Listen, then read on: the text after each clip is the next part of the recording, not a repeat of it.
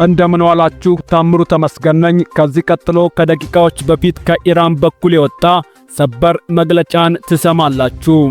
የትናንቱን የዶናልድ ትራምፕ ወደ ኢራን ልንዘምት እንችላለን ማስጠንቀቂያ ተከትሎ በኢራንና በእስራኤል መካከል በተባባሰው ጦርነት አሁን ከደቂቃዎች በፊት ከኢራን ተጽዕኖ ፈጣሪ ምሁራን መካከል የሚጠቀሱት ግራንድ አያቶላ ኑሪ ሐምዲን በአሜሪካ ላይ የዛቻ መግለጫ ማውጣታቸውን እየነገረን ያለው ሚድል ኢስት ስፔክታተር ነው።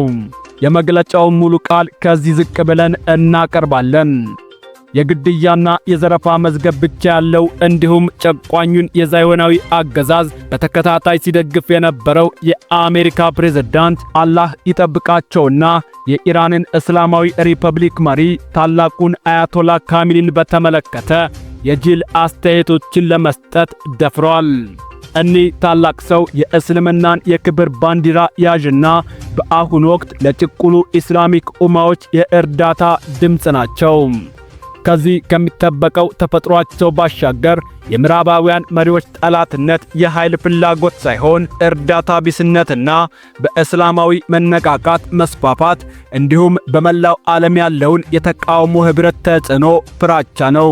በእስላማዊ መንግስት ታላቅ ስልጣንና መሪ በአያቶላ ካሚኒ ላይ የሚደርስ የትኛውም ጥቃት በእስልምና መሰረትና በሙስሊሞች ሁሉ ሕይወት ላይ እንደተደረገ ጥቃት ይቆጠራል።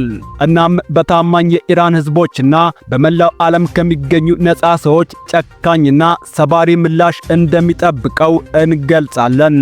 አሜሪካና ጨቋኝ መሪዎቿ እነዚህ ማስፈራሪያዎች የሕዝባችንን ፍላጎት ከማደፍረስ ባለፈ የኢስላሙን ሕዝብ ደረጃ የበለጠ እንደሚያጠናክሩ ሊያውቁ ይገባል። ሁሉን ቻይ የሆነው አምላክ ቃል ኪዳኑ የማይሰበር እንደሆነ ሁሉም ሊያውቅ ይገባል። ውድ ቤተሰቦቻችን አጠቃላይ የጦርነቱን ውሎ ዝርዝር መረጃዎች አመሻሹን ይዘን እንመለሳለን። ቸር እንቆይ።